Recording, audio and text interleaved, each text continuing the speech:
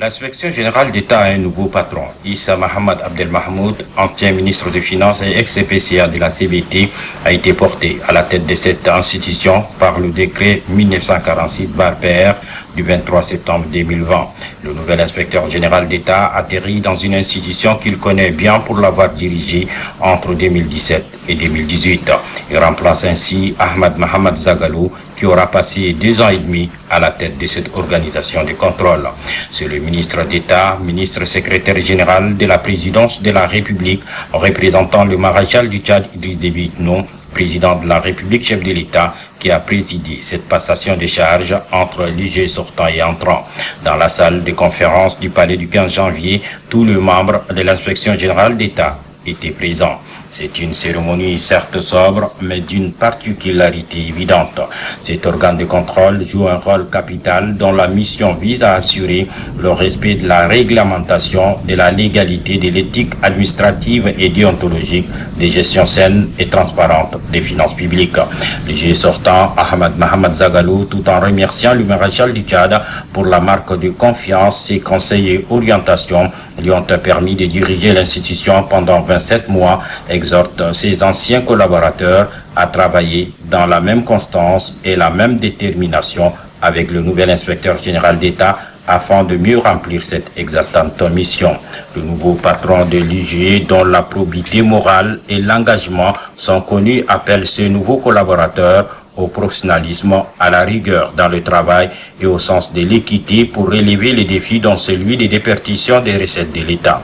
Il sera à la hauteur de cette confiance placée en lui par le maréchal du Tchad, avance-t-il. En installant officiellement le nouvel inspecteur général d'État, le ministre d'État, ministre secrétaire général de la présidence de la République, Kalzebe Païmi Deve, au nom du maréchal du Tchad, a tout d'abord félicité Ahmad Mohamed Zagalou pour le bon et loyaux service et avoir rempli avec dextérité cette mission. Il a ensuite tenu à rappeler l'IG entrant les hautes attentes pour l'accomplissement de cette noble et exaltante mission pour laquelle le maréchal du Tchad lui a fait confiance. Un choix selon le ministre d'État amplement mérité vu l'expérience du récipiendaire. Il l'exhorte à relever les défis. Votre premier passage à la tête de cette institution vous a permis sans doute d'engranger des prérequis pour ce poste.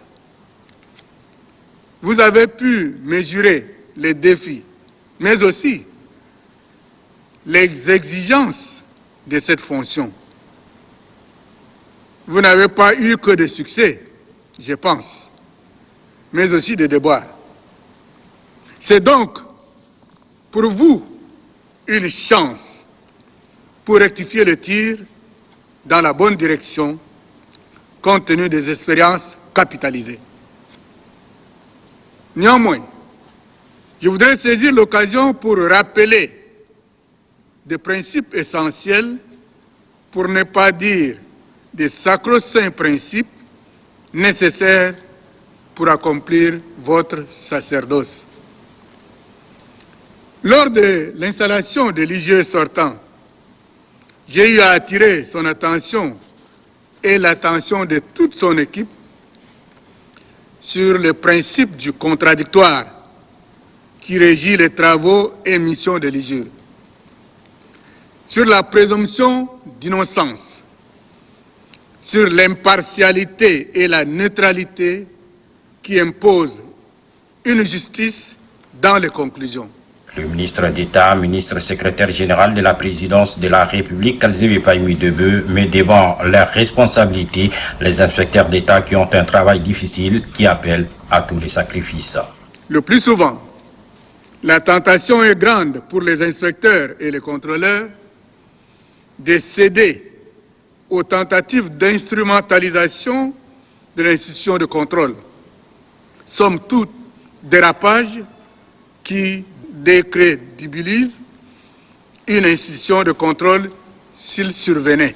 Conformément à l'article 4 du décret 2069 PR 2015 du 1er octobre 2015, l'inspection générale a pour mission de veiller à la bonne gouvernance du pays, de lutter contre la corruption et les détournements des deniers publics.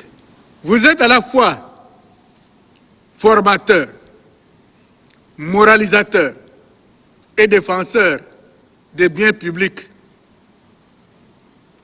Donc, justice et légalité doivent être votre credo. Il vous est rappelé enfin que désormais, comme le stipule le décret numéro 1889 PR 2020 du 9 septembre 2020, vous devez faire observer et respecter le rôle de relais qu'assure la direction des cabinets civils de la présidence de la République.